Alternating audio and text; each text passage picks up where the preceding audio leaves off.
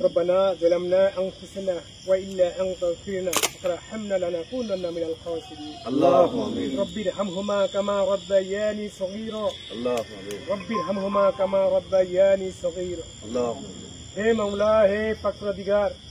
হে খোদা তোমার কাছে হাত তুলে আছি মাওলা গো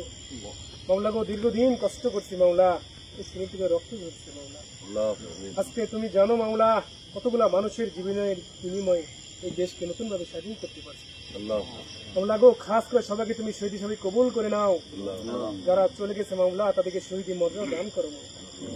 হে মাওলা যারা অসুস্থ তাদেরকে সুস্থতা হওয়ার তৌফিক দান করিয়া দাও اللهم মাওলা গো মাওলা আমার শ্রদ্ধেয় স্যার আমার রাজনৈতিক গুরু অধ্যক্ষ একরামুল আলম সাহেব শুয়ে গেছে মাওলা اللهم آمين মাওলা গো তার কথা খুব মনে পড়ে মাওলা তার কবরকে তুমি জান্নাতের বাগিচা বানাও اللهم آمين মাওলা গো শরীফুদ্দিন মোল্লা মতো ব্যক্তি চলে গেছে মাওলা اللهم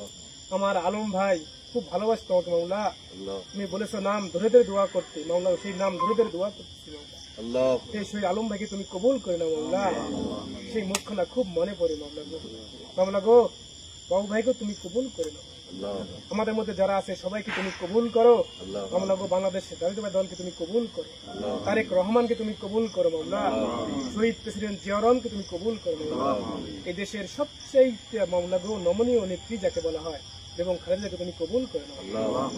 ربنا تقبل منا انك انت السميع العليم وتب علينا انك انت التواب الرحيم برحمتك يا ارحم الراحمين